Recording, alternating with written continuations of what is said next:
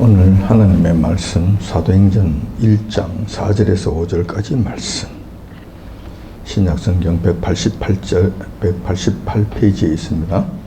사도행전 1장 4절에서 5절까지 말씀 다 차신 줄 알고 제가 받들어 봉독하겠습니다. 사도와 같이 모이사 저에게 분부하여 가르사대 예루살렘을 떠나지 말고 내게 들은 바 아버지의 약속하신 것을 기다리라. 요한은 물로 세례를 베풀었으나 너희는 몇 날이 못되어 성령님으로 세례를 받으리라 하셨느니라. 아멘. 본문 말씀을 중심으로 해서 아버지의 약속하신 것을 기다리라 제목으로 말씀을 나누고자 합니다. 한국인의 특징을 이야기하려고 하면은 여러 가지가 있을 것입니다. 그 중에서도 우리 모두가 공감하는 사실이 하나 있습니다. 그것은 바로 빨리빨리입니다. 우리나라에 와서 일을 해본 외국인 근로자들이 이구동성으로 이야기하는 것이 바로 이 빨리빨리예요. 그들이 제일 먼저 배우는 말도 빨리빨리라고 한다는 겁니다. 우연한 일이 아니겠죠. 이 빨리빨리가 조금은 좀 부정적인 의미로 들려지기도 하지만 사실은 이 빨리빨리로 인해서 우리에게 주어진 이 긍정적인 면도 상당히 많다는 것은 우리가 주지의 사실입니다. 우리나라의 이런 빨리빨리 문화가 전 세계가 경이롭게 여기는 경제 성장을 이룩 했던 것, 그 경제 성장을 이룩 했던 원동력이 되었다는 것도 우리가 부인할 수 없는 사실이라고 할 것입니다. 아무튼 이러한 현상은 우리나라에서만 일어나는 특이한 현상이라고 그렇게 말하기에는 세상이 지금 너무 급격하게 변하는 것을 보게 됩니다. 다시 말해서 빨리빨리라고 하는 이 조급함이 우리나라에서만 일어나는 현상인가? 이제 그렇지 않다는 것이죠. 전 세계적인 현상으로 지금 자꾸 번져가고 있다는 것이죠. 현대를 살아가는 자들을 보면은 우리나라 남의 나라 할 것 없이 너나 할 것 없이 모두가 한결같이 지긋하게 기다리는 것을 못 견뎌 한다는 거예요. 이러한 현상은 시간이 갈수록 점점 더 심해지는 것을 느끼게 됩니다. 성경에서는 말세 때가 되면 이러한 현상들이 일어날 것을 미리 말씀해 주셨습니다. 말세 때가 되면 말세의 특징이 이러한 현상들로 나타날 것이라고 미리 말씀해 주셨다는 거예요. 디모데후서 3장 1절에 보면 이렇게 기록되어 있습니다. 너가 이것을 알라.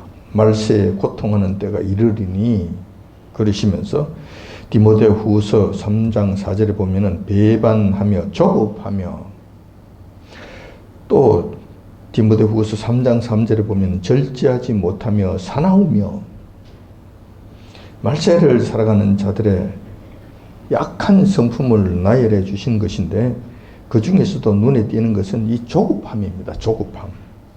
이거는 기다리지 못하는 특징을 말씀해 주시는 것이죠. 성경에서는 기다리라고 이야기하시는데 말씀하시는데 못 기다려 한다는 거예요. 견디지를 못하는 거예요. 기다리는 것을 힘들어하는 거예요. 적시 빨리.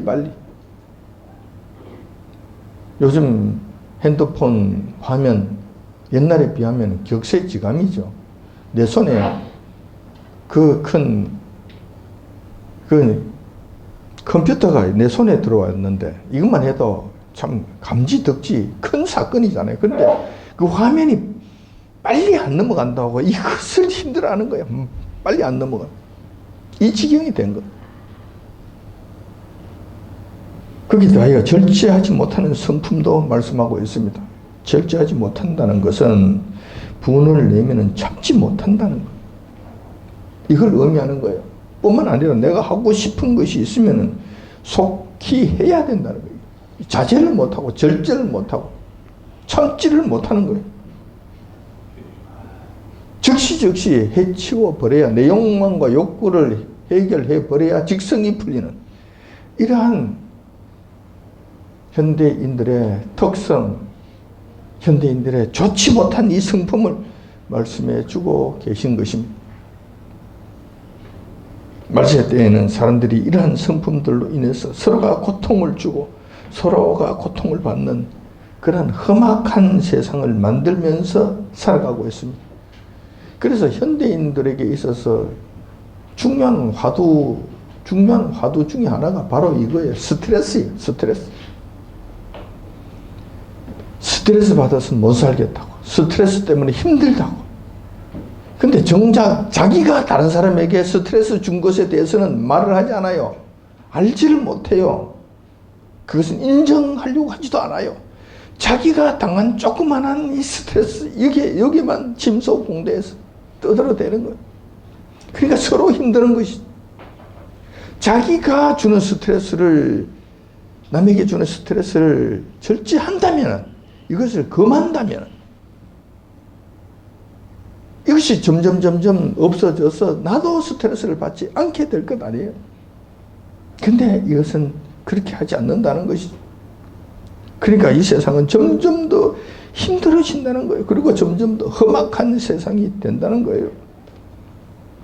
오늘 본문 말씀을 보니 우리 주님께서는 믿는 성도들에게 조급함과 참지 못하는 그런 세상 풍속 속에서 너희는 그러지 말라고 말씀하시고 있는 것입니다.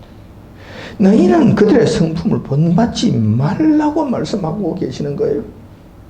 그리고 인내하고 기다리라고 말씀하시는 거예요. 여기서 기다리라라고 말씀하시는 그 말씀은 이러한 의미가 있음을 기억하시기 바랍니다. 여러분 또 오해하지 마시기 바란다는 거예요. 기다리라고 말씀하셨으니 여러분들이 또 이 말씀을 오해해서 함부로 또 살아갈까 염려스럽습니다. 기다리라고 하신 말씀 속에는 마땅히 해야 할 일들을 하지 않고 미루는 것을 의미하는 것이 아닙니다. 게으름을 정당화하기 위한 말씀은 더더욱 아니라는 사실을 여러분들이 기억하시기 바랍니다. 그러니까 기다리라고 그랬지. 그러니까 할 일도 안 하고 게으름 피우고 이러한 일들을 정당화한다고 떠들어대면 안 된다는 거예요.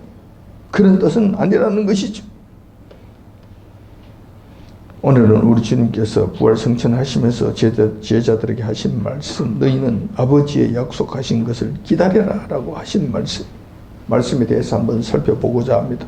그 말씀의 의미가 어떤 것이고 무엇을 말씀하시는 것이고 또 이 말씀에 순종했을 때는 어떤 유익이 있는지 전반적인 문제들을 한번 살펴보고자 하는 것입니다. 우리는 믿음의 정의에 대해서 잘 알고 있습니다. 누구나 잘 알고 있는 말씀이 히브리서 11장 1절에 있는 말씀이죠. 믿음은 바라는 것들의 실상이요 라고 가르쳐 주셨기 때문에 그렇습니다. 여기서 바란다는 것은 무엇을 의미합니까? 바라는 것들의 실상이요. 근데 바란다는 것은 무엇을 의미합니까? 이것은 아직 시간적으로 이루어지지는 아니하였지만, 시간적으로 이루어진 것은 아니지만 전능하신 여호와 하나님께서 말씀하시고 약속하셨기 때문에 반드시 현실로 우리 눈앞에 나타나게 된다는 것을 의미합니다. 이것을 기다린다는 거예요. 이걸 바라보고 있다는 거예요. 이 바란다는 말씀은 그 말씀입니다. 자, 여기서 아주 중요한 핵심적인 문제가 있는데, 여기서 여러분들이 간과하기 쉬운 것이 있어요. 간과하기 쉬운 것이 있는데, 기다리라고 하면은 아무거나 막 기다리는 것인가? 바라보라고 하면은 아무거나 막 바라보는 것인가? 그렇지 않죠. 세상 사람들이 떠들어대는 그 소리에 여러분들이 기다리지 마세요. 그들의 말에 여러분들이 따라가지 마시라니까. 그들은 책임질 수가 없어요. 그들은 이루어진다는 보장이 없습니다.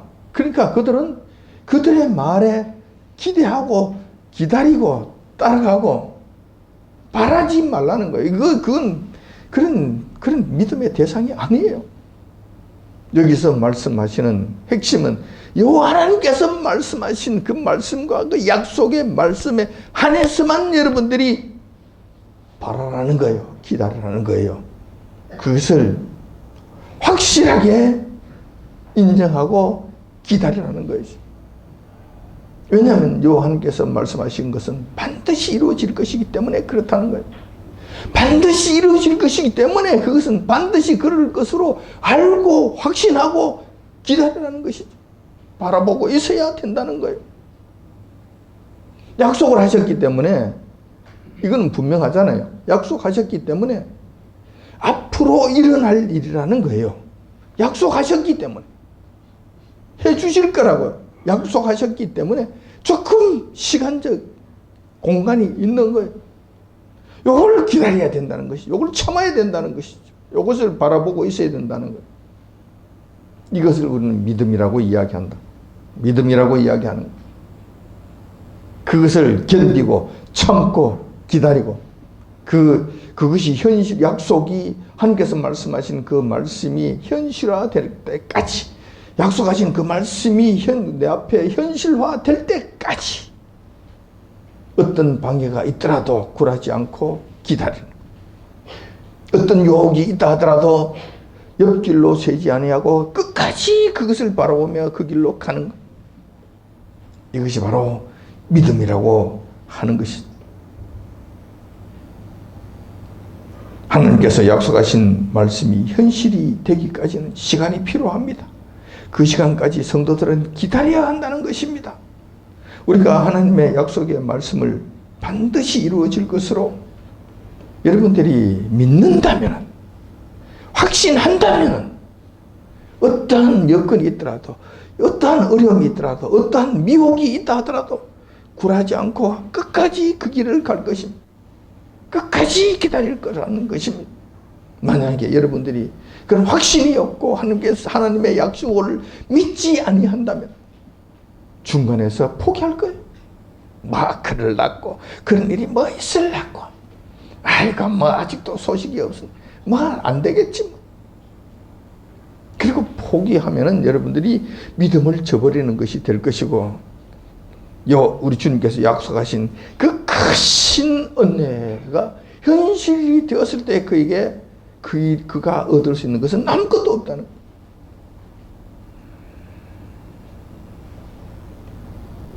그렇기 때문에 성도들에게 있어서 기다림이라고 하는 것은 믿음의 중요한 한 축으로서 생각 이상으로 중요하다는 것을 기억하시기 바랍니다. 신앙생활에 있어서 아주 중요한 덕목이라고 하지 않을 수 없다는 것입니다. 기다림에 대해서 여러분들이 잘 생각하시기 바랍니다. 이런 기다림을 실천한 신앙의 선진들이 있습니까?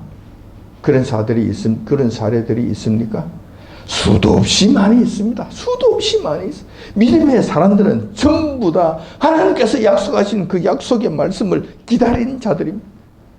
끝까지 기다린 자들입니다. 그들이 믿음의 선진들이었습니다. 수많은 사람들이 있지만 신약에 들어와서 그런 일들을 행한 자들 몇몇만 제가 말씀을 드려볼까 합니다. 기다림을 실천해서 큰 축복을 받은 자들. 첫 번째, 예루살렘에 살고 있던 시몬과 여선지자 안나라는 자입니다. 예수님 당시에 살고 예루살렘 성에서 살고 있었던 자들이죠. 그곳에서 경건한 삶을 사는 자들이었고 하나님의 약속을 기다리며 사는 자들이었습니다. 그 중에 시몬이라고 하는 분이 계셨는데, 이분은 당시 예루살렘 성전을 중심으로 한 종교 기득권 세력들의 타락과 유대 백성들의 영적 깊은 침체와 깊은 잠 속에 빠져 있는 것을 안타까워하면서 살던 그런 자였습니다. 이런 식으로 가다가는 안 된다. 이런 식으로 가면 안 된다. 큰 탄식 속에서 여호와 하나님, 이러한 현상에서 저희들을 구원해 달라고 이런 기도 속에서 살던 경건한 자였습니다. 하지만 그가 경건한 생활 속에서 하나님의 음성을 듣게 되는데 이스라엘의 하나님께서 언젠가는 이 백성을 위로해 주실 것이라고, 구세주 하나님께서 이 땅에 오실 것이라는 것, 이 음성을 듣게 되고 이 확신 속에서 그때를 기다리며 살아왔던 자였던 것입니다. 그러던 중에 성령님께서 시몬에게 또 말씀해 주십니다. 여호와 하나님께서 보내실 메시아가 있을 것이다. 메시아를 보내주실 것이다. 그 보내주신 메시아를 너가 보기 전에는 죽지 아니할 것이다 라는 그런 소식을 듣게 됩니다. 내 기다림이 이제는 가까이 왔구나. 내가 죽을 날이 가까워왔으니 내가 이제 나이가 들어서 이 세상을 하직할 때가 가까워왔으니 내 죽기 전에 볼 수 있게 해주신다고 하셨으니 이제는 가까워왔구나. 나의 기다림이 이제는 드디어 현실이 되겠구나. 이런 기쁨 속에서 하루하루를 살고 있었을 때에 그는 마침내 메시아를 보게 되는 큰 축복을 누리게 되었다는 것이다. 그 말씀이 누가복음 2장 25절 26절에 기록되어 있습니다. 여기 보면은 예루살렘에 시몬이라 하는 사람이 있으니 이 사람이 의롭고 경건하여 이스라엘의 위로를 기다리는 자라. 성령님께서 그 위에 계시더라. 저가 주의 그리스도를 보기 전에 죽지 아니하리라 하는 성령님의 지시를 받았더니 이렇게 됩니다. 이 말씀을 듣고 이 말씀을 확신하고 이 말씀이 현실화될 것을 분명히 한 가운데 어떠한 어려움이 있더라도 그것을 지키며 바라보며 기다렸던 자였던 거예요. 그러던 중에 예수님이 탄생하셨죠. 이 땅에 탄생하셔서 8일 정도가 되셨을 때 규례에 따라서 예루살렘에 가서 할례 의식을 하게 됩니다. 자, 그때 예루살렘에 올라오셨을 때 이 시몬이 아기 예수님을 만나 뵙는 감격을 누리게 됐다는 거예요. 그게 뭐 감격이냐고. 아기 예수님 수많은 사람들이 봤는데 아기 예수님을 안고 오시는 이 장면을 예루살렘에 사는 많은 사람들이 구경 다 했는데 봤는데 제사장들도 다 봤는데 뭐 시몬이라고 자기만 본 것인가? 이렇게 이야기할 수 있잖아요. 근데 특징이 있죠. 다른 점이 있죠. 다른 사람들은 하나님의 음성을 듣지 못하고 하나님의 말씀을 제대로 알지 못했고 구약에 말씀하신 하나님의 그 말씀을 알지 못했으니 또 알기는 알았다 하더라도 그것을 믿지 아니하였기 때문에 기다리지 아니하였기 때문에 예수님이 오셔도 뭔지를 알지 못했다는 거예요. 반면에 시몬은 하나님의 음성을 들었고 하신 약속의 말씀을 그것을 확신한 가운데 기다리지 않은 자들이 있었던 반면에 시몬은 기다리다가 우리 주님을 만나셨다는 거예요. 다른 사람은 봐도 보지 못하고 다른 사람은 들어도 듣지 못하는 그 하늘의 비밀한 것을 예수님이 오신 하나님이신 그분이 오신 것을 그만 시몬이라는 그 사람만 알아보고 그 사람만 뵙는 영광을 누리게 됐다는 것이죠. 하나님 말씀대로 기다리는 것이 얼마나 중요한 것인지 여러분들 이 대목에서 기억하시기 바랍니다. 그 당시에는 성전에 대제사장도 제사장을 비롯한 수많은 종교인들이 있었고 백성들이 살고 있었지만 이 땅에 오신 성자 하나님을 알아보는 자는 없었고 이스라엘의 위로를 오랫동안 기다렸던 자도 없었습니다. 시몬만이 그 일을 행했던 자였다는 거예요.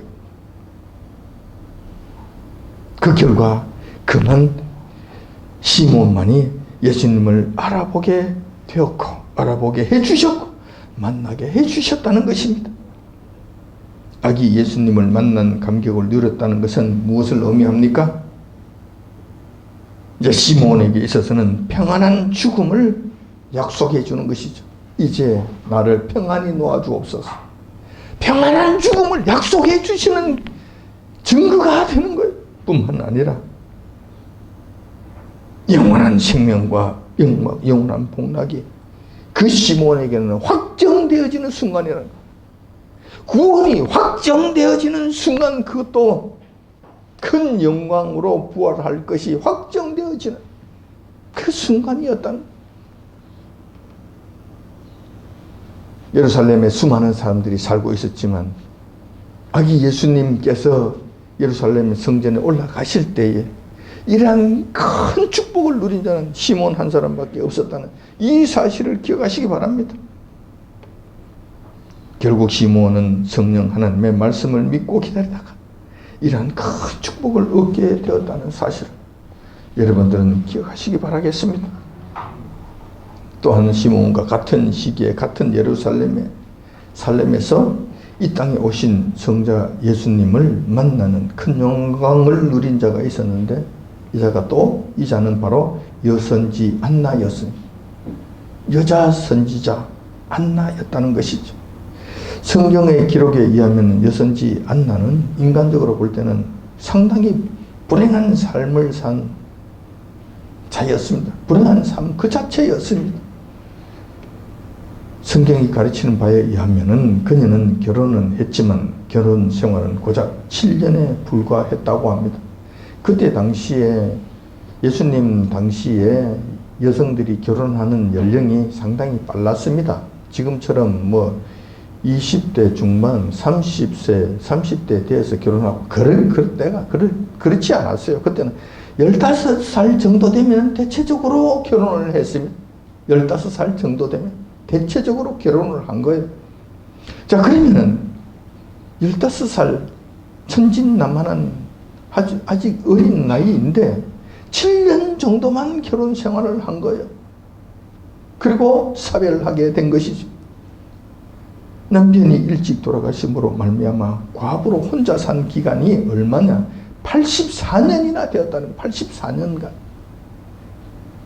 84년간이나 여성 혼자서 산다는 것은 그때 당시에는 굉장히 험악한 삶의 일이었어요.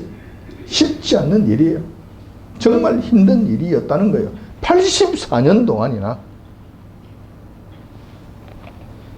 그러나 그녀는 그 오랜 세월 동안 예루살렘 성전을 떠나지 않고 주야로 금식하며 메시아 오실 것을 기다렸던 것입니다.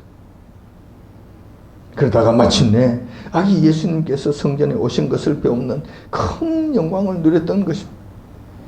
84년 동안 홀로 살면서 성전에서 기도하며 금식하며 그날이 오기를 기다렸던 결과의 보상이 그 한순간에 전부 다 이루어지게 되는 것을 보게 된다는 거예요.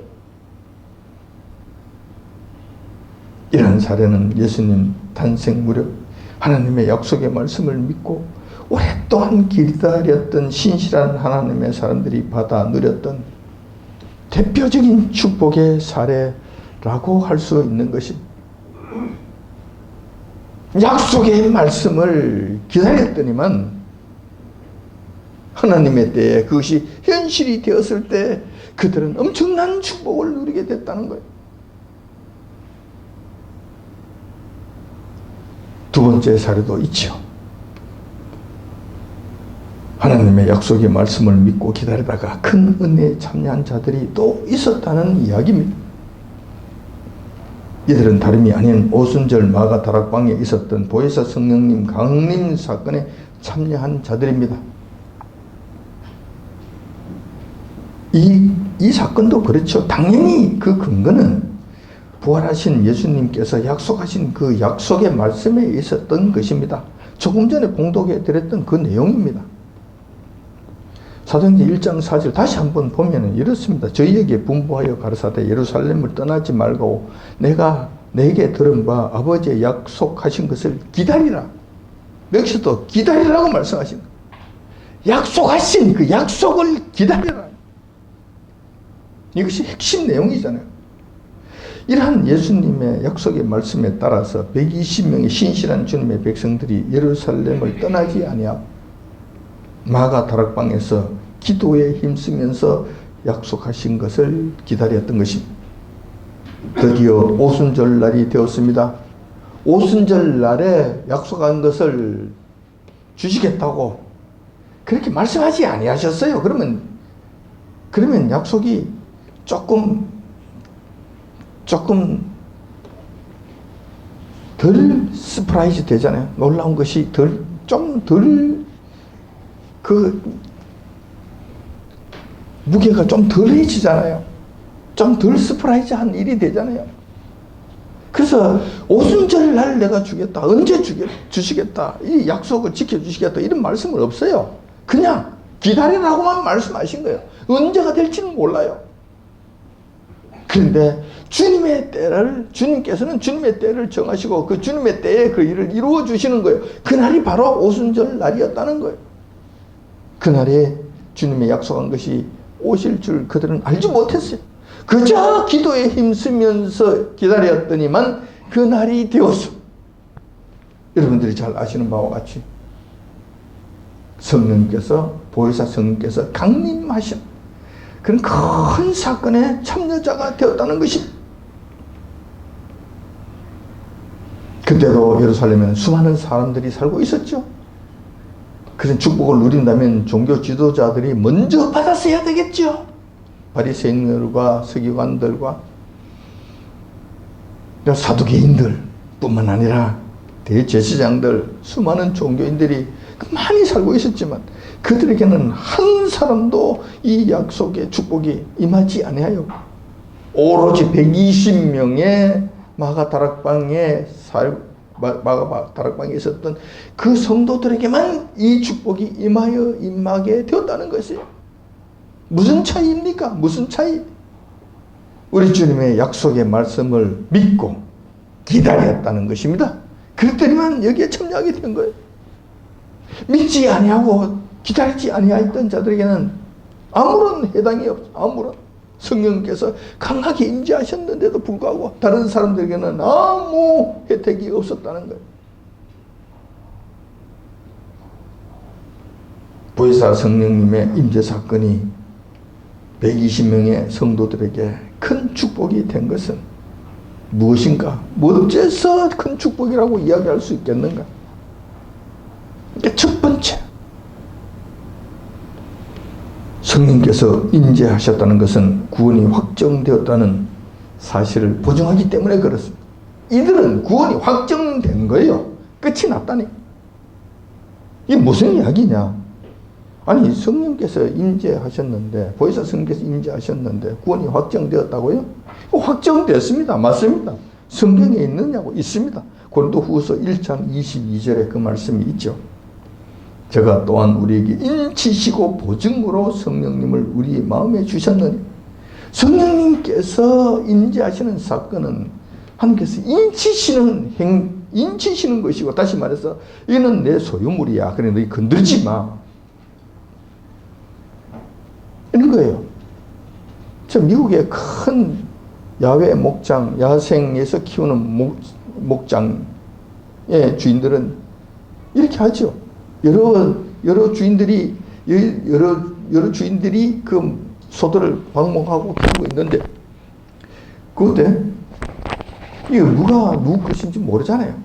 근데 그것을 알게 하기 위해서 도장을 찍습니다. 귀에다가 이 손이라고 하고 도장을 전부 다 찍어 놓습니다. 그러면 이게 손 사장의 소유물이라는 것이 확정되잖아요. 그게 대해서 손 안 되잖아요.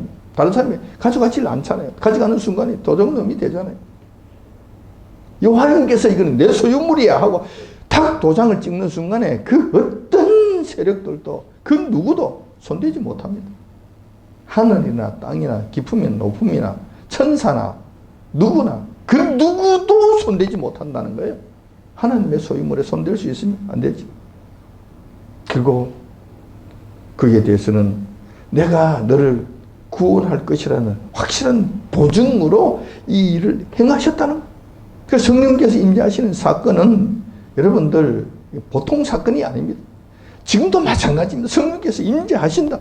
여러분들에게 임재하셨다. 끝입니다. 여러분들 손댈 사람이 없습니다. 마지막 천국에 온전히 주님 앞에 설 때까지 그 누구도 손을 대지 못하는 하나님의 소유물이 된다는 거예요. 영원한 하나님의 소유물이 된다는 것을 확정짓는 사건이라는 거예요. 보혜사 성령께서 처음 강림하실 때에 120명에게 이 일이 이루어졌다는 것이죠. 이것이 인간에게 있어서 가장 큰 축복이라면 축복일 것입니다. 한마디로 말씀드리자면 성령님 임재하심은 구원의 보증이기 때문에 마가 다락방의 120명은 구원이 확정되는 어마어마한 축복의 대상자가 되었다는 것입니다. 첫 번째 축복이죠. 두 번째 축복은 또 무엇입니까?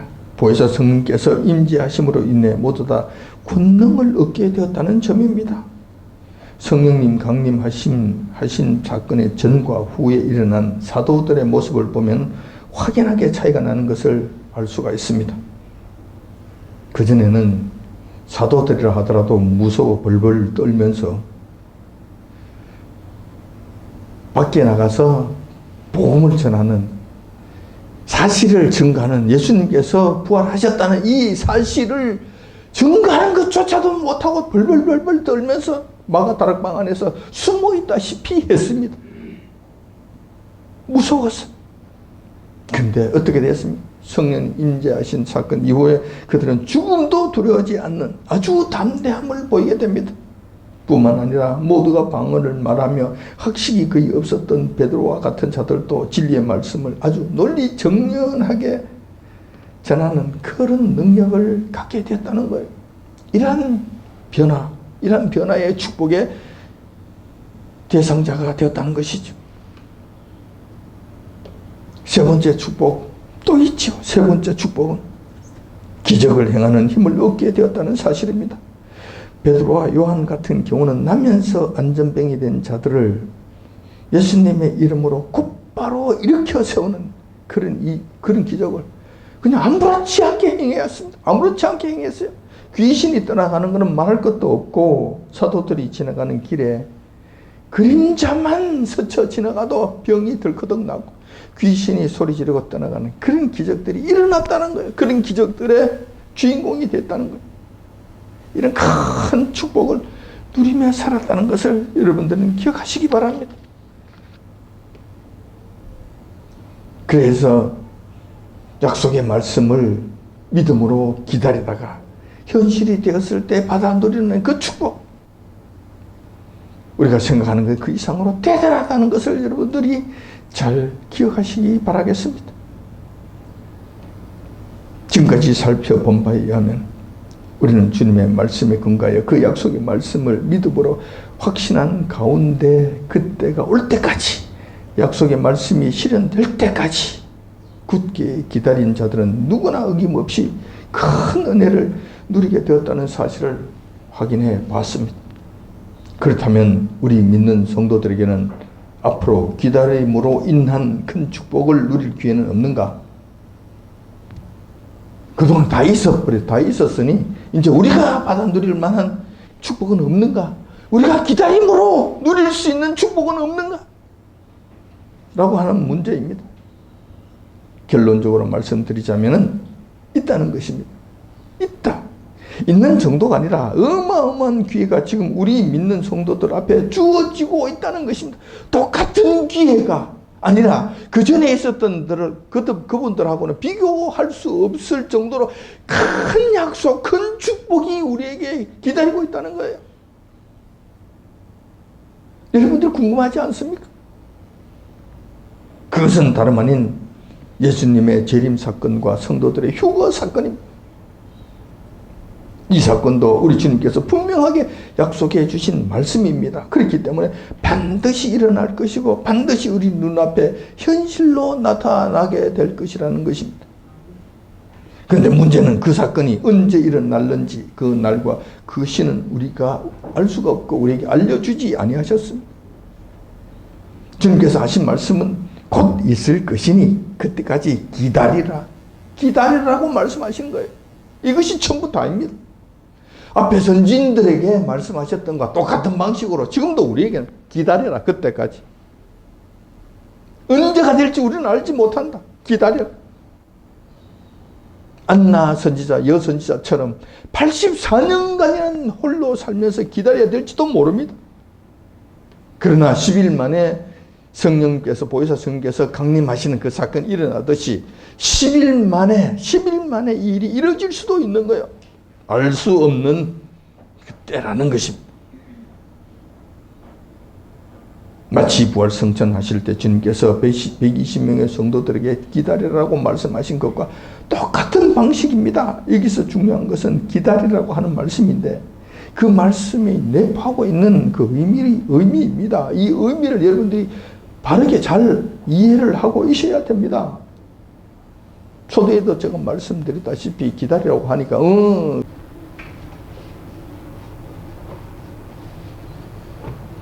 또 이제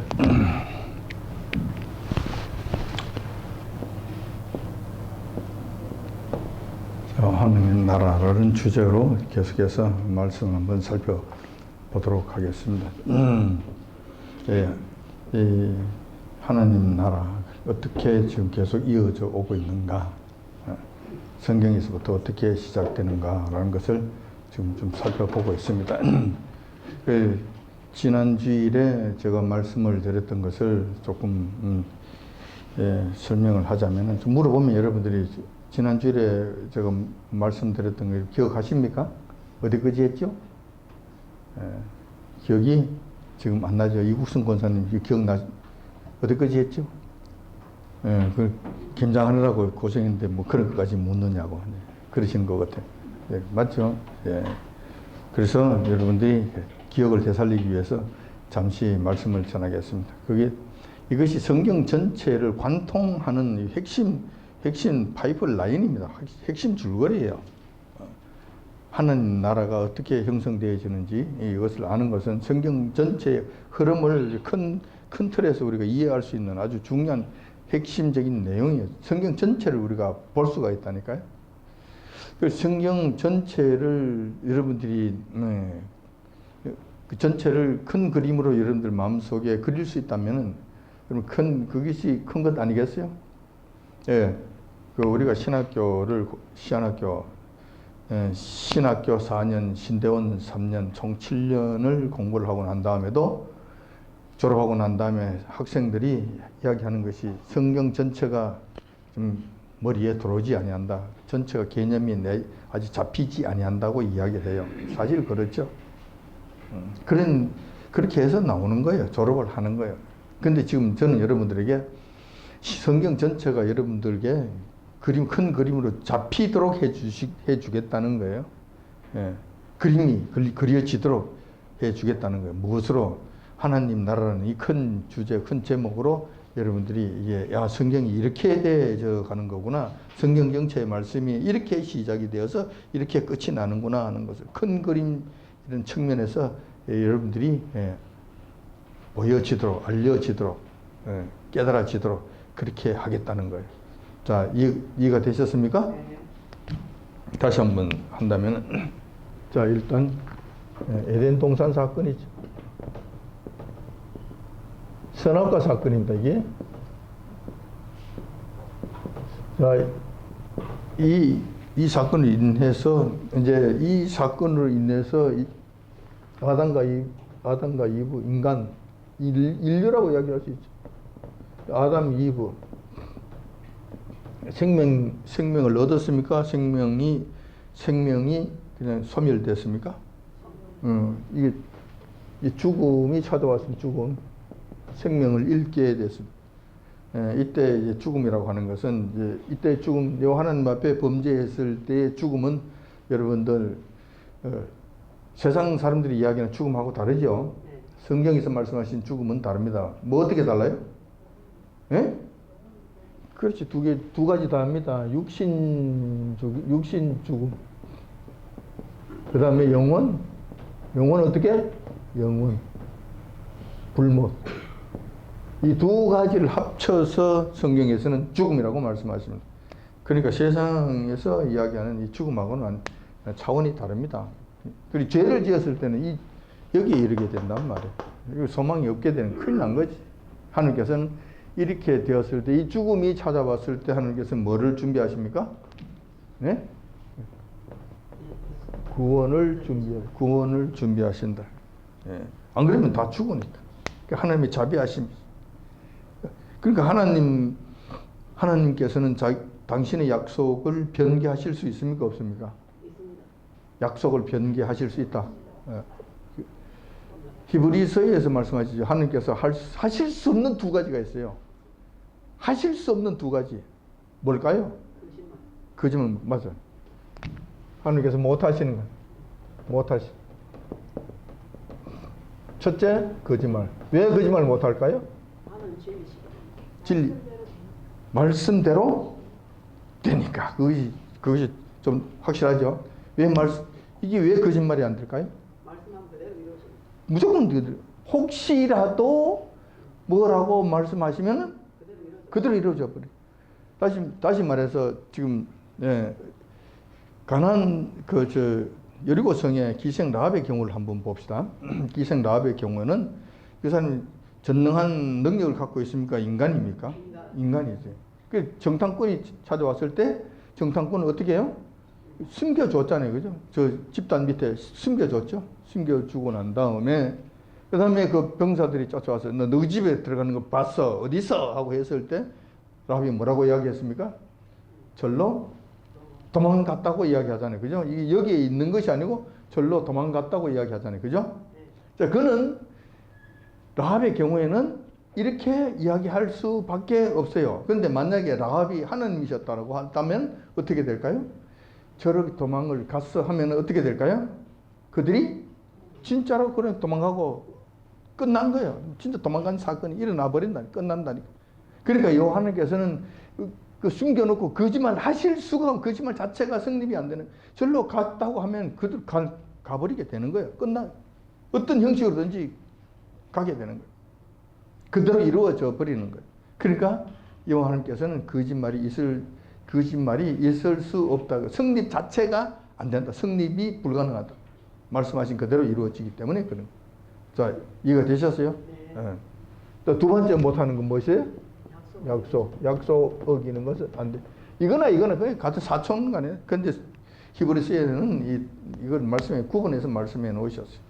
하나님께서는 약속을 어기실 수 있다 없다? 절대 약속을 못 어기신다는 그 자체가 안 된다. 그러니까 하나님께서 말씀하신 건 반드시 그대로 이루어진다.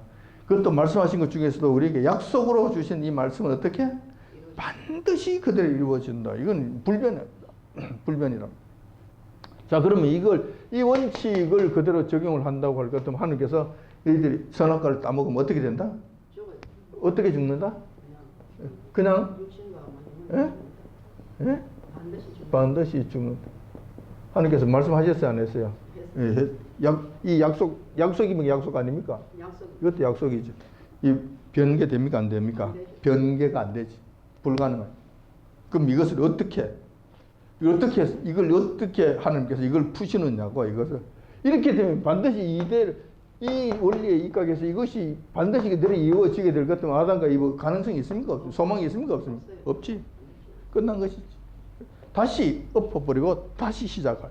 하시는 한이 있더라도 이건 불가능. 이걸 푸셔야 돼. 이걸 푸실 수 있는 방법이 누구에게만 있다?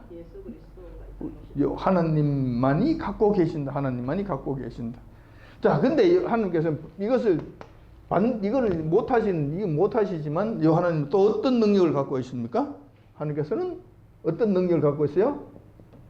전능하십니까? 아니십니까? 예. 못하실 일이 있습니까? 무슨 일이든지 다 하실 수 있다. 그러니까 이런 것들도 뒤집을 수 있는 능력이 있으시다, 안 있으시다? 있으시다. 근데 이게 두 가지가 또 상충되네. 거짓말은 절대로 못하시고 약속은 어기실 수가 없다. 그런데 전능하시기 때문에 이런 문제들도 얼마든지 푸실 수 있는 능력이 있으시다. 이 뭐야? 그럼 두 개 상충되네. 거짓말 약속을 다 지키면서도 이것을 풀 수 있는 능력이 우리는 보면 안 돼. 근데 이것이 차원이 높아지면 이것을 할 수 있는 능력. 이게 조금 어려운 이야기. 이해하기가 조금 어려워. 이해하기 좀 어렵지만 여러분들이 좀 단단한 음식을 먹을 수 있는 준비가 돼 있어요, 없어요? 예, 돼 있어요. 단단한 음식. 단단한 음식이라는 것은 무슨 성경에서 단단한 음식은 무엇을 의미하는 거예요? 좀 어려운 말씀, 좀 이해하기가 좀 어려운 그런 말씀들. 근데 이런 음식을 언제까지 그냥 미움 같은 이런 것만 환자처럼 미움이나 먹고 어린 아기처럼 그런 건 이유식만 먹을 것인가? 이 단단한 음식도 먹을 수 있어야 되지 않겠는가?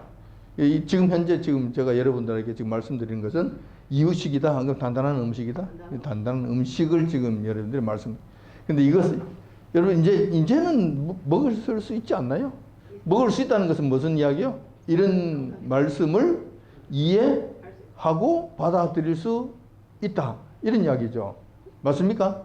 네. 그래 이렇지만 이것을 얼마든지 이것을 위반하지 않는 가운데 이것을 풀 수 있는 능력이 여호와님께서는 전능하시니까 갖고 계신다. 어떻게? 몰라. 하나님께서는 무궁무진하시기 때문에 우리의 생각, 우리의 이상은 우리의 이 머리의 한계로서는 이것을 이해조차 다 하지 못한다. 하나님 앞에 인간이 까불면 된다, 안 된다? 절대 안 돼. 절대 안 돼. 내가 그 이야기를 했잖아요. 하나님 앞에 인간은 정말 겸손해야 돼요. 그리고 정말 무릎 꿇어야 되고 정말 조심해야 되는 거예요. 하나님의 권능이 얼마나 크신 줄 아세요? 하나님의 권능, 하나님의 능력 얼마나 크신 줄 아세요? 이거 우리는 가히 측량조차 하지 못해요. 인간이 측량조차 안 된다니까. 1976년인가? 보이죠?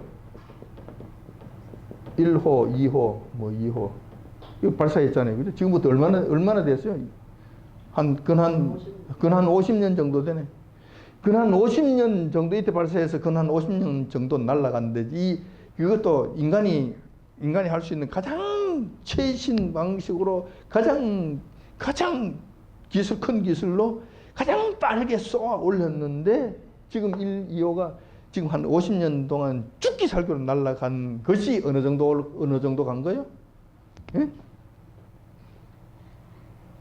여기 태양이 있고 수성, 금성, 지구, 수성, 화성 있죠? 지구, 목성, 토성, 해왕성, 천왕성, 명왕성, 이랬단 말이야. 자, 여기까지를 우리가 뭐라고 이야기하는 거예요? 예? 태양계라고 합니다. 왜 태양계라고 그래요? 태양의 중심으로, 왜 태양의 중심으로 도는 거예요? 태양의 중력이 작용하는 지역이, 태양의 중력, 끌어당기는 힘이 여기까지 작용하는 거예요. 자, 이것을 지나가면 어떻게 되는 거예요? 태양의 중력이 미치지 못하는 무주공산으로 다시 이 안에 있을 때는 다시 돌아서 태양으로 다시 올 수 있지만은 이걸 넘어가는 순간에 태양으로 다시 돌아올 수 있는 힘은 스스로는 안 되는 거예요. 어떤 물리적인 힘이 밀어줘야만 이쪽으로 들어오는 것이지, 이제 이 이상 떠나가면 이 이상 가면은 이제 태양의 중력권에서 벗어나 버리는 거예요. 이해가 되셨어요? 예. 그러니까 태양의 중력도 상당히 크죠. 어마어마하게. 근데 이 태양계는 이 은하계라고 하는 갤럭시 이 은하계에 비할 것 같으면 태양계는 얼마나 정도 될까요? 은하계에 비할 것 같으면은 이 태양계는 여기 점 하나라니까 여기서 은하계 전체에서는 요 구석에 찍혀 있는 점 하나밖에 안 된다. 은하계 자체. 왜냐하면은 이 두께가 2억 여기서 이까지 가는데 2억 광년이란가? 2억 광년인가? 넓이 두께는 또 몇억 광년. 아니 그러니까 이거 이 은하계만 해도 우리는 상상이 안 되는 거예요. 이 안에 별이 얼마나 있는지는 우리 취할 수 이게 태양계가 요거라니까요. 점 하나라니까. 무슨 말인지 이야기 됐어요? 네. 근데 1976년도에 이 지구에서 이것을 쐈다니까 쏴서 어디로 보내는 거예요? 일로 보낸 것이 일로 이렇게. 그래 지금 지금까지 한 50년 달려왔는데 어디까지 간 거예요 지금? 겨우 요거 탈출했다니까. 지금 요쯤 왔다. 요거 탈출한 요거 태양계를 중력을 겨우 벗어난 요쯤에 와 있다. 여기 와 있다니까 지금. 이해가 됐어요? 죽지 살기로 온 것이 요까지 왔는 거예요. 아직도 그것이 참 기적적인 방식으로 지금도 전파를 보내고 있다고 하니까 참 신기한 일이기도 하죠. 여기서 지구에서 지시를 한번 내릴 것 같으면 한 20분 정도 가야 되는데 20분 정도를 가야 여기 이 메시지가 도달하고 여기서 뭐 사진을 찍어서 다시 보내면 한 20분 이상 걸려서 지구에 도달하는 거예요. 한 번 통신하려고 것 같으면 한 번 통신하는데 한 1시간 정도 걸리는 거예요. 이해가 되셨어요? 근데 이 시점에서 요걸 지나가는 요 시점에서 미국의 천문학자가 이제 사진을 찍었다는 거예요. 사진 한번 찍는 것이 굉장히 힘들지. 그러니까 함부로 못 하는 거죠. 그런데 이때 보이죠? 그 위성에서 카메라를 지구를 향하게 해놓고 사진을 찍은 거예요. 사진을 찍어서 전송해 보낸 거라. 어떤 일이 생겼을까요? 근데 여기서 사진을 찍으면은 요거 뭐 대충 찍히겠지, 그죠? 일직선으로 했으니까 그렇지. 실질적으로 일직선이 아니죠. 그죠? 각자 지 마음대로 돌고 있는데. 그러니까 여기서 찍으면은 이 전체가 다 이렇게 찍힐 거 아니에요. 그럼 이 별들이 찍힐까요? 안 찍힐까요? 찍히겠죠. 그죠? 이 별들이 다 찍힐까요? 안 찍힐까요? 다 찍히겠지. 맞아요? 근데 이 별들만 찍히겠어요? 다른 별들도 찍히겠지. 이거 말고 여기 있던 수많은 이런 별들도 다 찍히겠지. 수많은 별들이 빼곡하게 있는 그 중에서 바늘 끝 같은 하나가 지구라는 거야. 바늘 끝 같은, 보이지도 않아. 근데 이것이 지구라고 이야기하니까 지구인갑다 했는데 수많은 별들 중에서 바늘 하나. 지구가 그렇더라니까. 이해가 됐습니까?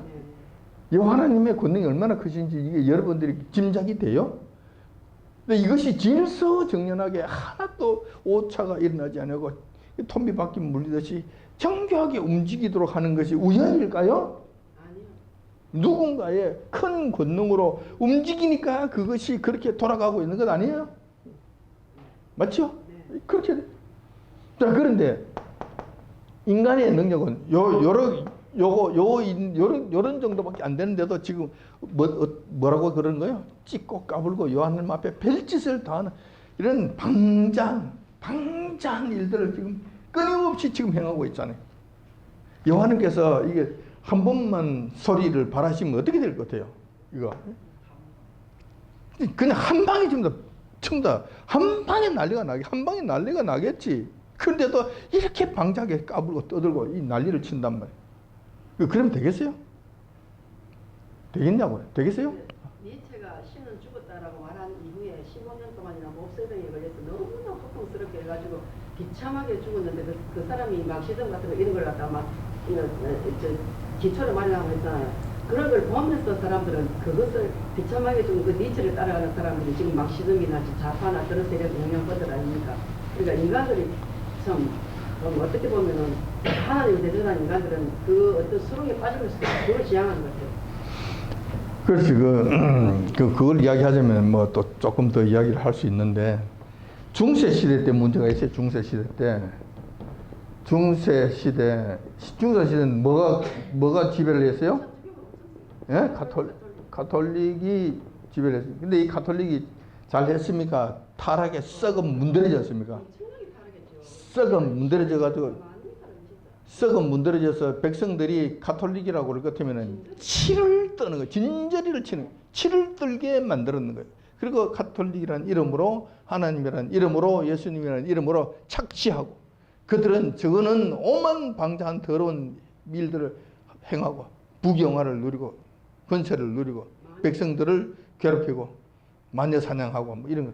그러니까 가톨릭을 하면은 뭐 진저리가 나는 거라. 진저리가 나. 여기에 대한 반동이 있을까요, 없을까요? 그러니까 그 하나님이 좋을까요, 싫을까요?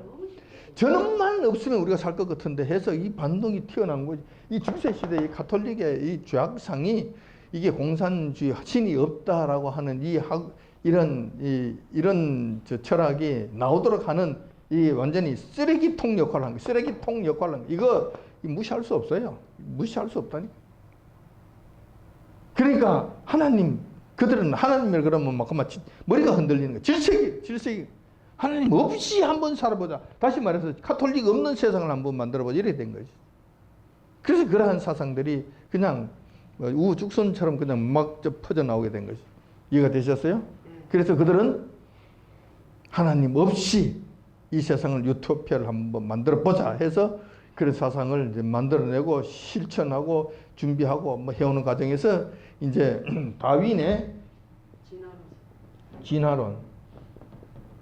진화론이 나오고 나니까 얼씨구나 이걸 가지고 그 다음에 해겔의 변정법 이건 이제 진화되는 거거든. 해겔의 변정법은 이거야. 어떤 사실이 있을 것 같으면 여기 꼭 반대되는 일들이 일어났다. 반대되는. 예를 들면 이런 것이 교회 건축합시다. 좋습니다. 반면에 한쪽에는 하면은 안 됩니다. 반대 세력이 나오는. 그럼 둘이서 그냥 치고 보고 잡고 해서 이게 독재를 못하도록 해서 아이고 그렇습니까? 그러면 서로 타협을 해가지고 그럼 교회를 짓는데 3층으로 짓는 것이 아니라 2층으로 짓는 것으로 합의를 봅시다. 뭐 이렇게 해가지고 치고 보고 싸우고 해가지고 또 한 가지를 딱 이룬다는 거예요. 그럼 2층을 짓시다. 이렇게 한다는 거지. 이렇게 해서 새로운 발전된 한 가지가 나온다는 거지. 이해가 되셨어요? 그러면 이 발전된 사실이 하나 또 생기면은 여기에 또 당연히 또 뭐가 생기는 거예요? 이거 또 반대가 또 생기는 것이죠. 2층 조안에 뭐 지하실은 파야 될 거 아니야. 뭐 이러고 하고 또 덤벼드는 그럼 이거 또 찌지고 뽑고 해가지고 또 새로운 것이 또 생긴다는 거예요. 이렇게 해서 점점 더 어떻게 된다는 거예요? 점점 더 발전된다는 이게 진화예요. 그래서 나중에 이것이 나중에는 이제 봉건 시대에서 뭐 무슨 시대라고 자유민주주의 시대가 돼서 나중에 공산주의 사회로 이게 발전되게 되는데 공산주의 사회가 되면은 더 이상 발전할 것이 없기 때문에 이것이 끝이다. 이렇게 이야기합니다. 이게 변증법은 이게 진화론에서 이것을 따라온 것이지. 그렇게 해서 이 하나님 없이 바벨탑을 한번 만들어 보자고 떠들어댄 이 사상이 그렇게 해서 나온 거예요. 근데 이 로마 가톨릭 그때 큰 잘못을 범했지. 자, 이해가 되셨습니까? 예, 이해가 됐. 자, 이런 거 목사가 이런 거지 공부를 해야 되죠, 그죠?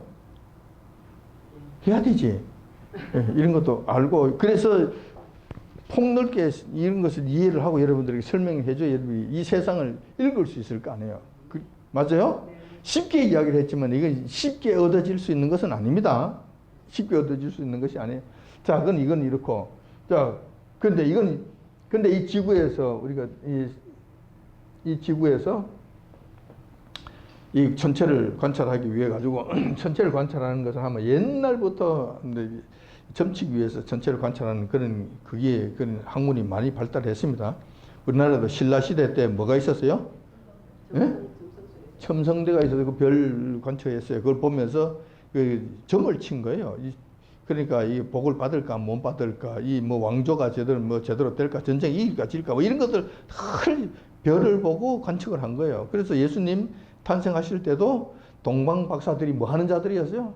별을 보고 점치는 자들이었어요. 그들이 이것을 김체를 알고 예수님 경배하러 오게 된 것이잖아요. 근데 지금도 마찬가지예요. 별에 대한 관심이 있을까요, 없을까요? 있어요. 그래서 이게 천문대를 세워놓고 천문대를 해놔놨더니만 이것만 가지고 안 돼서 이게 공중에다가 만원경 허블이라는 사람이 이걸 고안해서 이걸 올렸죠. 그래서 지상 위에 아무런 그 방해를 받지 않는 그 공중에다가 이 어마어마한 큰 만원경을 갖다 세워놓고 이것을 통해서 지금 별을 찍자는 거예요. 자, 그러니까 이 지상 천문대에서 찍는 거하고 이 공중에서 아무 방해받지 않는 이 완전히 깨끗한 상태에서 별을 찍는 거하고 어느 것이 깨끗하게 잘 보일까요? 이게 말할 수 없이 여기서 더 깨끗하게 잘 볼 것이 보이겠지. 허르블 만원경 운영자가 그것을 한번 그 시도를 했다는 거예요. 이거 전 세계에서 그 천문학자들이 줄을 서고 이거 한번 만원경 한번 볼 거라고 줄을 서서 기다리고 있는 거예요. 그러니까 지금도 한 1000여 명 이상이 지금 줄을 서고 대기하고 있고 몇 년 기다려야 겨우 그거 한두 시간 정도 한번 볼 수 있는 이런 기회가 온단 말이에요. 자, 그런데 여기서 이때 이 만원경 운영하는 운영 담당자가 큰 결단을 내려서 허블 만원경이 이렇게 크잖아요. 이렇게 크잖아요. 그죠? 이렇게 크면은 이 큰 걸 갖다 바늘구멍 하나 딱 만들, 바늘구멍 하나만 딱 짜고 나머지 전부 다 막고 이 바늘구멍 하나만 딱 나눠놓고 여기에다가 한 달 동안 빛을 여기다가 집중 여기서 받아들인 거야. 이 구멍을 통해서. 한 곳만 딱 집중하는데 바늘구멍만한 그 구멍에서 빛을 그냥, 근데 그 바늘구멍 지금으로 보면은 뭐가 보여요? 구멍으로 보면은 뭐가 보여요? 예? 아무것도 안 보이지. 흑암이지. 깜깜한 것밖에 없지.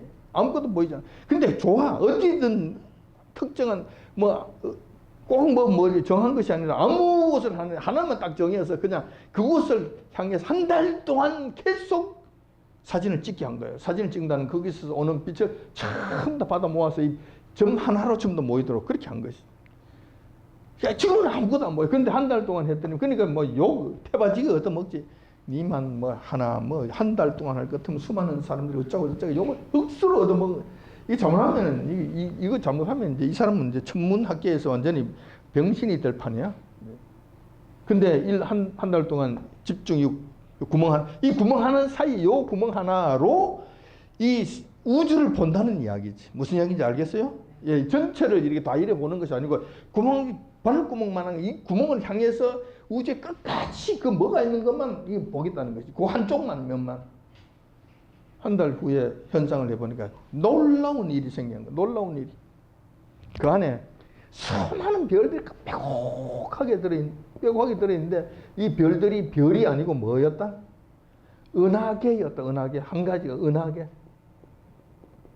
은하계와 같은 큰 갤럭시들이 이 안에 별들이 들어있는 것처럼 빽하게 들어가 있더라는 거예요. 무슨 이야기인지 아시겠어요? 그 점 하나에 그렇다고 할 것 같으면 전체 다 풀면 얼마나 많겠어요? 얼마나 많겠냐고. 상상이 안 되는 거예요. 근데 이 갤럭시는, 이 갤럭시 하나하나가 별 한 개가 아니라 어마어마한 이게 은하단이잖아요. 이게 하나가 은하단이잖아요. 그럼 이 규모를 어떻게 설명을 해야 되느냐고, 이것을 어떻게. 그러니까 이 사진을 보고 전부 다 놀래 잡아. 두 가지 반응이 나타났죠. 이거는 전능하신 창조주가 분명히 있는 것이다. 분명히 있는 증거다. 이렇게 해서 학자들이 하나님을 섬기는 자로 마음이 이제 돌아서는 이런 경우가 하나가 있었고, 또 한 부류는 그거 참 우연이네. 그거 참 우연치고는 참 대단한 우연이네. 그 우연으로 더 깊이 들어가 버리는 이런 경우가 생겨요. 두 가지 갈래로 그냥 갈라져 버렸다는 거예요. 이것을 보고도 하나님을 인정하지 않는 자들은 끝까지 인정하지 아니하고, 이것을 보고 하나님의 그 크신 권능을 알고 그 앞에 무릎 꿇는 사람은 무릎 꿇게 되는 거예요. 이런 일들이 일어났다는 거예요. 여러분 이해하셨어요? 네. 시편에 그 말씀이 있잖아요. 하나님이 지으신 이 하늘과 땅을 보니 그 기이하다 내가 보니 인간이 무엇이간데, 그런 거, 이런 거, 이 어마어마한 것보다도 하나님께서는 뭐를 더 중요하게 여기신다? 인간 한 사람의 한 사람의 생명을 더 귀하게, 이거는 그냥 얼마든지 할 수도 있고 포기할 수도 있고 인간의 생명만큼은 어떻게? 절대로 하나님께서 그것을 포기할 수 없다고 말씀하시면서 천하보다 귀하다고 말씀하십니다. 자, 이해가 되셨습니까? 그리고 여러분들 한 사람 한 사람의 생명이 정말 하나님 앞에 소중한 존재다. 우리가 이렇게 보면 참 별것도 아닌데 하여튼 그렇다는 거예요. 자, 이해가 되셨어요? 그리고 하나님 앞에 여러분들이 건방을 떨면 되겠냔 말이에요. 이게 금방을 떨면 되겠어요? 절대로 안 되죠. 한없이 겸손해야 돼. 이 모든 것을 행하실 수 있는 이 권능의 하나님 앞에 하나님의 마음을 그렇게 아프게 하고 하나님 앞에 대들고 버릇없이 그러면 되겠느냐 말이에요. 그것이 되겠냐고. 그럼 안 된다는 거. 자, 그런데 이것을 반드시 중다고 했는데 이것을 하나님께서는 하나님의 크신 능력으로 이것을 다시 살리시는 일들을 시작하게 되신다. 그것의 처음이 네? 이브에게 말씀하신 뭐예요? 이브에게 너의 후손이 뱀의 머리를 짓밟을 것이다 라고 말씀해 주죠. 이것이 아주 구원에 관한 아주 힘이 흐릿한 말씀을 그때 해 주시는 것입니다. 자, 이렇게 해서 이제 이 타락에서 죽어가는 이 백성들을 살리시기 위한 하나님의 계획과 하나님의 준비가 여기서부터 다시 구체화되어서 시작되게 된다는 것. 자, 이것이 하나님 나라 구원의 역사의 시작을 알리는 첫 고동소리였다. 자, 이 말씀이 어디로 이어지죠? 자, 이 2부에서 그대로 가인과 아벨이 있었는데 어떻게 돼요? 아벨은 죽어버리고 가인에게 이 계획이 넘어갔습니까? 아니요. 가인에게는 안 넘어가시. 대신에 어떻게 누구? 셋을 주셔서 셋에 이 말씀이 넘어가게 되었다. 셋의 후손이 의로운 자의 후손이 돼서 쭉 내려오다가 노아까지 가게 되죠. 노아까지 가게 되니까 이 셋의 후손과 가인의 후손이 같이 살게 되었는데 가인의 후손들은 어떻게 됐다? 완악하고 죄악이 관연한 악의 세력이 되었다. 악인의 세력. 가인의 후예가 되는 것이죠. 셋의 후예는 그나마 거룩성을 유지하는 백성이 되었다. 근데 이 두 개가 혼합이 돼서 노아 시대 때가 되면 엉망진창이 되어서 죄악이 관영하였다. 근데 그게 자세히 보면은 그 생각이 어떻다? 생각하는 것이 전부 다 악했다. 네. 사람의 마음, 사람의 생각, 마음의 중심이 어떻게 됐다는 거예요? 이게 누구에게 장악됐다는 거예요? 네, 귀신 사탄에게 장악되어서 완전히 선한 것이라고 찾아볼 길이 없어. 마음이 생각하는 것이 악하다. 그렇다면 그 마음 양심이 있었을까요? 없었을까요? 양심이 없었다고 봐야지. 양심이 생각하는 그 생각의 좌소가 바로 이게 마음이잖아요. 그 마음이 사탄에게 완전히 점령되어서 생각의 출발부터 어떻다는 거예요? 악했다는 거예요. 선한 것이 없었다는 거예요. 그러니까 수악한 것이 정말. 자, 이재명이 같은 인간들하고 대화하면 여러분 대화가 될 것 같아요? 안 될 것 같아요? 여러분 대화가 될 것 같아요? 안 될 것 같아요? 안 되죠. 대화 안 됩니다. 그런데 생각하는 것이 악하기 때문에 말하는 것마다 그런 독을 품고 나와요. 대화가 안 된다. 저는 알아요. 정말 여러분들 정말 세상 사람들 중에 악한 사람 한번 만나봐요. 대화가 될까요? 대화 안 됩니다. 정말 정념이가 턱 들이 정말 안 된다. 자, 근데 이런 상태가 되면 하나님께서 이 마음까지 생각까지 점령당하고 나면 이것은 더 이상 인간이다 인간이 아니다. 인간이 하나님께서 뭐라고? 짐승이 되어버려요. 이렇게 되면 하나님께서 심판하시게 돼요. 그래서 심판해서 전부 다 이걸 멸해버리죠. 그럼 누구한테로 넘어온 거예요? 이것이 노아에게 넘었어요. 노아에 했더니만 셈, 함, 야벳 이 셋 중에서 지금 어디로 이것이 또 넘어가게 됩니까? 셈으로 넘어가게 됩니다. 이 셈의 후손들 중에서 지금 한참 내려오니까 이제 아브라함 시대 때. 아브라함 시대 때가 되니까 또 이게 이 구원의 계획이 지금 이루어집니까? 안 그럼 또 뭐 엉망 난리가 납니까? 난리가 나서 우상 숭배하려고 난리가 난 거예요. 그 세상이 타락해서 하나님께서 멸망시키지 않으면 안 될 시간까지 이르게 된다. 대표적인 예가 뭐다? 아브라함 당시에 소돔과 고모라 사건이 아브라함 시대 때입니까? 안 그러면 아브라함 시대하고 상관없는 그 이후의 시대입니까? 아브라함이 살아 계실 때 이 일이 아마 벌써 일어난 거예요. 아마 벌써 일어났다니. 큰일 날 뻔했지. 근데 하나님께서 가만 놔두면은 이런 일들이 이런 난리가 날 것 같아. 하나님께서 어떻게 하시는 거예요? 아브라함을 부르셨다. 아브라함 부르셔서 이 약속이 이어지게 하셨다. 이 약속이 이렇게 셈을 해서 아브라함에게 이루어지게 하는 이 약속이 이제 이렇게 해서 이어지게 하셨다. 이해가 되셨어요? 그래서 아브라함에게 말씀하시죠. 첫째 아브라함에게 약속하시기를 여기 이제 이 말씀이 조금 더 구체화되잖아요. 뭐라고 말씀하신 거예요? 너로 인하여 세상 사람들이 뭐 한다? 복을 받음.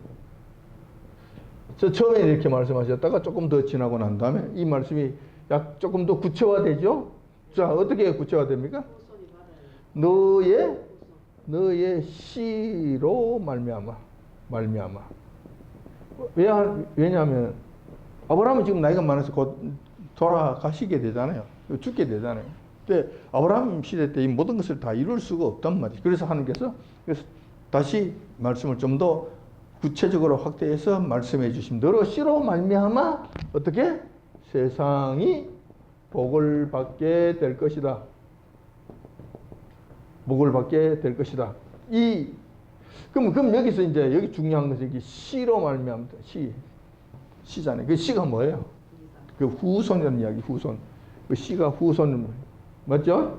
그럼 그러니까 아브라함의 후손으로 누가 올 것인데, 아브라함의 후손으로 누군가 올 것인데, 그 후손이 뭐를 한다는 거예요? 온 세상 사람들의 복의 근원이 되게 해 주신다는 이야기. 맞아요? 예. 근데 우리 구약시대 때는 이건 누군지 확실히 이해를 했으면 못 했습니까? 못 했죠. 자, 깨어있는 사람들은 이걸 알았을까요? 몰랐을까요? 구약시대 때 깨어있는 사람이 이것을 알았을까요? 몰랐을까요? 어렴풋이 알았겠지. 어느 정도 알았을까? 그렇지, 메시아가 온다는 사실로 알아들었을 거예요. 누가 알았을까? 오늘 말씀드린 바와 같이 예루살렘에 살던 경건한 시므온, 또 여선지 안나와 같은 사람들은 흐릿하게 알았는, 흐릿하게 이 구약 말씀을 통해, 선지자들의 말씀을 통해 오신다는 거, 보내주신다는 거, 이스라엘을 위로하실 위로자가 오신다는 것을 흐릿하게 알게 된 거예요. 그래서 그들은 기다린 것이. 이해가 되셨어요? 근데 지금까지 그렇게 명쾌하게 알지는 못했어요. 어린 아이로서 지금 그러니까 보잘것없는 마리아와 요셉이라고 하는 그 참 힘겹게 사는 가난한 자의 아들로서 그냥 대충 그냥 둘둘 말아서 들고 오는 그 아기의 모습으로 이런 하나님의 온 세상이 복을 받을 그래 후손으로 오는 자가 이런 모습이라고 이런 모습이라고 하는 것은 그들도 알았겠냔 말이에요. 그들도 생각을 했겠냐고. 생각 못 했겠지. 누구도 생각 못 했겠지. 그런데 하나님께서 가르쳐 주시면, 성령께서 가르쳐 주심으로 말미암아 그분이라는 것을 알게 된 거예요. 그리고 그분에게 경배를 하게 된 것이죠. 그래서 예수님을 만나는 큰 축복을 누리고 그들은 편안하게 자기 생을 마감하게 됐다는 거예요. 자, 이해가 되셨어요? 수많은 백성들이 봤지만은 보고도 못 보는 것이지. 왜냐하면 그들은 기다리지 않았기 때문에. 왜? 한 말씀을 믿지 않았기 때문에. 왜? 자기의 지금 현재 먹고 살고 부귀영화를 누리고 죄악의 낙을 누리는 것이 더 달콤했기 때문에 귀찮은 거예요. 하나님 없이 살고 싶은 사람들이 그 마음은 하나님 없이 살고 싶어요. 하나님의 이름은 단지 그들을 이용해서 부귀영화를 누리는 도구로 사용하면 되는 것이고 나머지는 귀찮은 거예요. 지금도 그래요, 안 그래요? 지금도 상당수가 그런 모습들을 보이고 있어서 참 가슴이 아프다. 많이 답답하다. 똑같은. 자, 그래서 너희 씨로 말미암아 세상이 복을 받는다라고 말씀해요. 그럼 이제 이것이 이제 이렇게 와서 여기까지 내려왔네. 그럼 이 씨가 누구냐? 씨는 후손이잖아요. 아브라함의 후손을 이야기, 후손. 그럼 후손을 생각해 봐요. 아브라함에게 있어서 후손이 누구였어요? 이삭. 이스마엘도 있었는데 하나님께서 뭐라고 말씀하세요? 이삭을 신분이라. 이삭을 얻기까지도 자 아브라함이 뭐 잠시였습니까? 그럼 오래 기다렸습니까? 오래 기다렸습니다. 이 약속을 받고 25년간 기다려. 25년간. 25년간 기다렸다니까. 25년 동안 이게 적은 시간이었어요. 나이는 자꾸 나이가 들어가고 그러한데 근데 이스마엘을 천신만고 그때 하나 얻었더니만 이거 아니라고 그러네. 낙심이 컸을 거예요. 근데 이삭을 주시면서 이삭이 너의 후손이라고 이야기합니다. 또 이삭 같다. 이삭에서 이 후손이 계속 이삭이 그였는가? 그였는가? 인가 했더니만 이삭이 아니었다라는 거예요. 그럼 그 후손 또 넘어가게 되겠지. 이삭의 후손 누구였어요? 누구? 야곱만 있었어요? 에서와 야곱. 근데 에서는 기다 아니다? 아니라고 말씀하시고, 이건 아니야. 야곱이라고 말씀하시고. 자, 그러면 이 야곱이 그러면 야곱으로 말미암아 이게 전부 다 세상에 복을 받아야 되는데 이 일이 일어났습니까? 이게 안 되는 것이지. 그리고 또 하나님께서는 이 후손이 있지만 너희 한 후손 중에 그 단 한 사람을 지칭하는 이거 복의 근원이 될 한 사람이 있었지만은 또 아브라함에게는 너의 후손이 얼마나 될 모래알같이 모래알같이 한 사람은 있지만은 그에 너무 후손이 많아질 것이라고 또 이 두 가지를 같이 해줬잖아요. 근데 이 모래알같이 될 가능성이 지금 없잖아요. 야곱의 천신만고 끝에 야곱이 왔더니만 야곱에 가서 결국 12명의 아들이 생기게 되었다. 그 12명의 아들 중에서 또 이 12명 아들이 전부 다 한 사람이잖아. 한 사람이 어디로 지금 넘어가는 거예요? 여기서 유다라고 하는 아들에게 야곱에서부터 유다에게 그 지건이 넘어가게 됩니다. 유다의 그 지난주에 설명한 것이 여기까지 온 것이 여기까지 설명했죠. 여기 유다의 축복을 할 때 야곱이 유다를 축복할 때 홀이 너희를 떠나지 아니한다. 떠나지 아니함. 형제들의 왕이 된다. 자, 여기서부터 왕이 된다는 것을 너의 후손이 너의 후손 이거 유다가 왕이 됐습니까? 안 됐잖아요. 그러면은 유다를 통해서 유다의 후손 중에서 누군가 또 이게 이런 일들을 하는 사람이 있을 거라는 것이죠. 이게 약속이 또 이렇게 약속이 또 주어지게 되는 거예요. 그럼 이 약속이 이루어질 때까지는 어떻게 해야 되는 거예요? 기다려야 되는 것이지. 그냥 무턱대고 시간만 보내는 거예요? 아니지. 경건한 마음으로 그때가 어딜 고대하면서 하마나 하면서 긴장하면서 기다리는 거예요. 자, 이렇게 기다리는 거예요. 유다가 알다시피 유다가 이 땅에 살 때 거룩한 삶을 산 훌륭한 사람이었습니까? 안 그러면 유다도 찔딱거렸습니까? 거룩 안 했습니다. 예? 거룩 안 했어요. 유다. 거룩 안 했지. 거룩 안 했지. 찔딱거렸죠. 그렇다니까. 우리 주님의 조상들 중에 믿음의 조상, 믿음의 선진들, 우리 선조들이라고 하는 사람들 중에서 이 찔딱거리는 사람들이 꽤 많이 있었다니까. 유다도 그 중에 한 사람이었다. 허물이 있었어요, 없었어요? 허물이 있었습니다. 허물이 유다가 그렇지만 하나님께서는 유다를 축복하셔서 이 일을 하게 해주셨다는 이야기죠.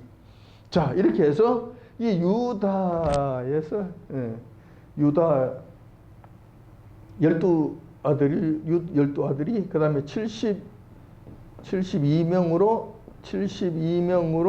이게 늘어남 72명으로 그 자녀와 손자들 합쳐서 손자와 그 다음에 증손자 까지 나오겠죠. 증손까지. 아무튼 72명이 되었을 때 이 그룹들이 지금 어디로 갑니까? 이 그룹들이 애굽으로 가게 됩니다. 애굽으로 가게 되죠.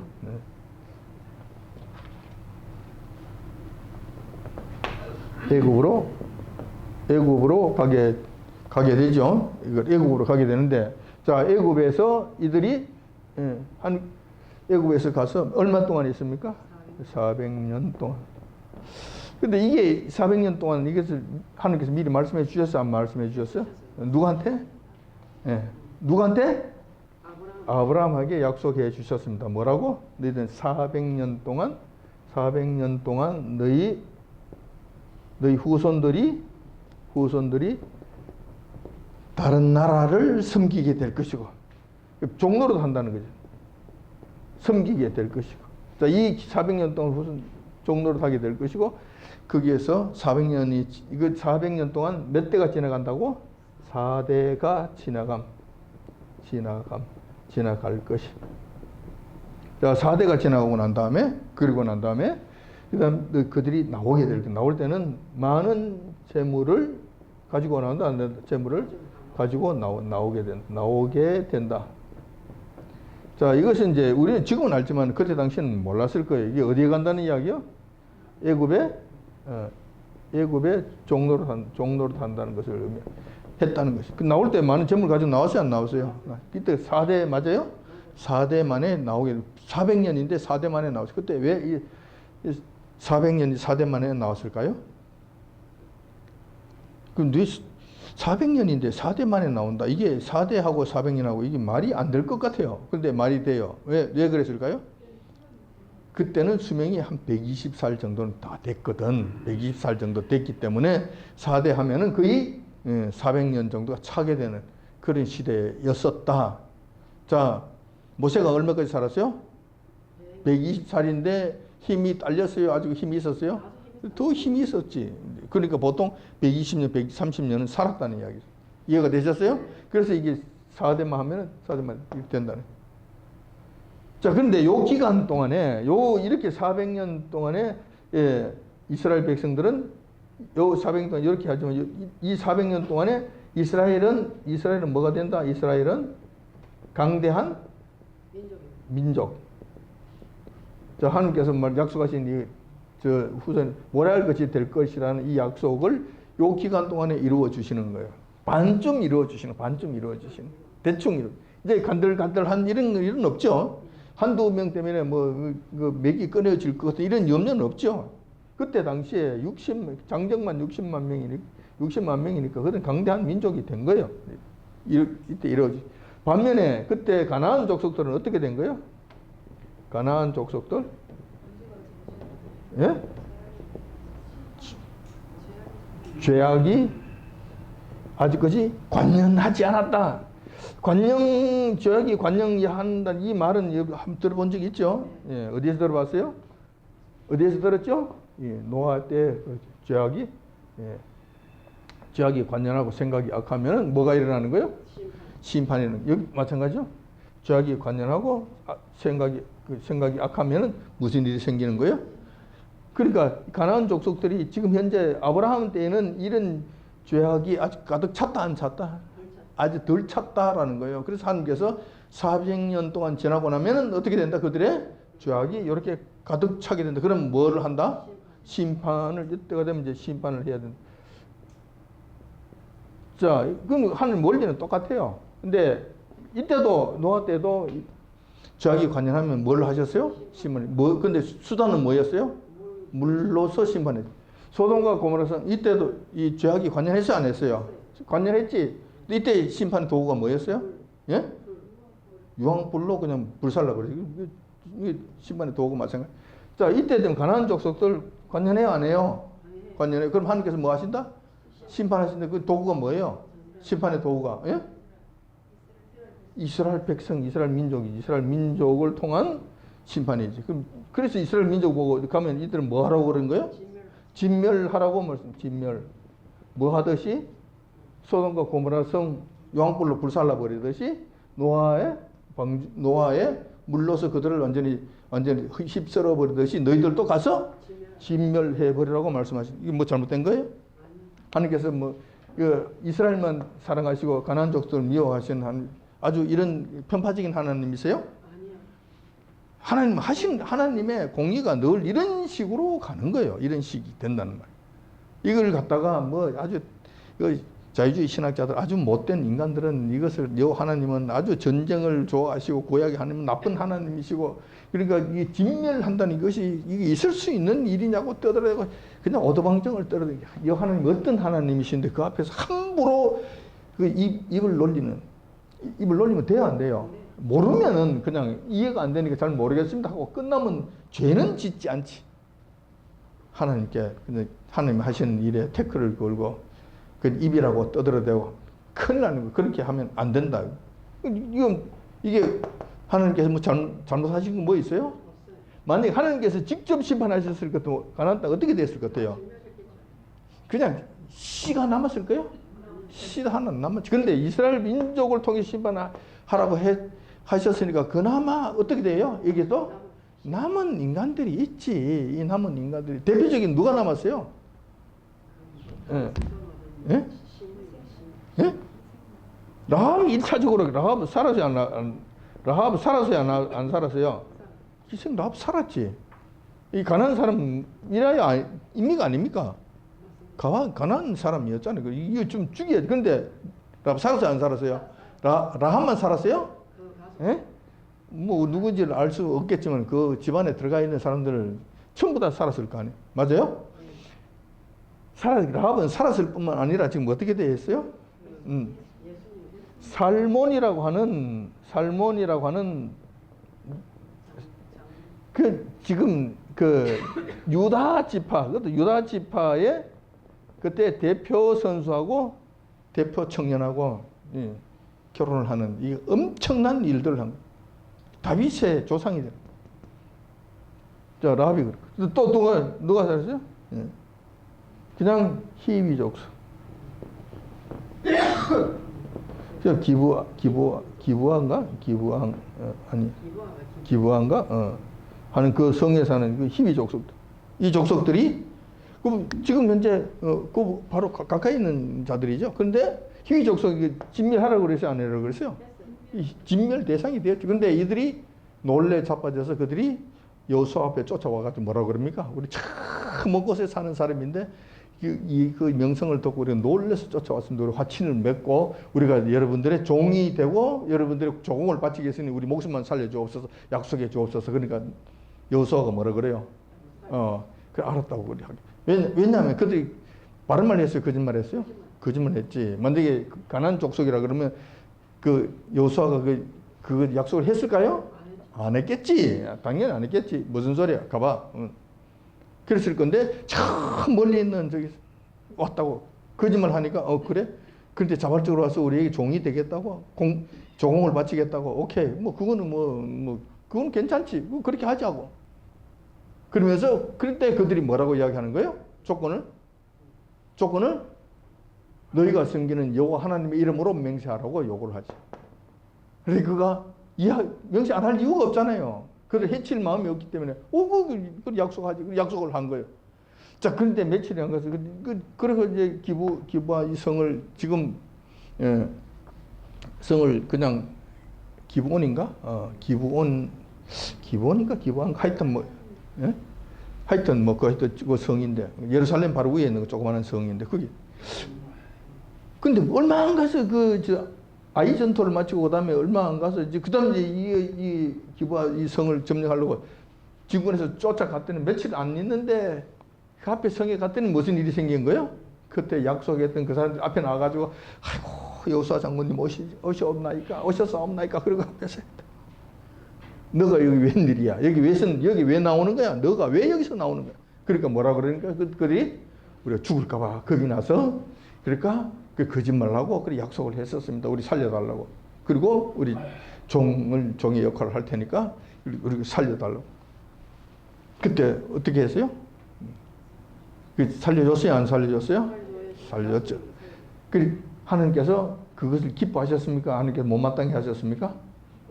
확실히 알지 못하지만 이 하나님의 성품으로 봐서 어떨 것 같다?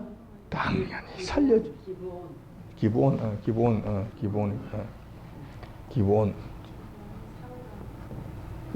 기부하는 사울 왕의 고향이고 기부원은 이제 자 기부원족.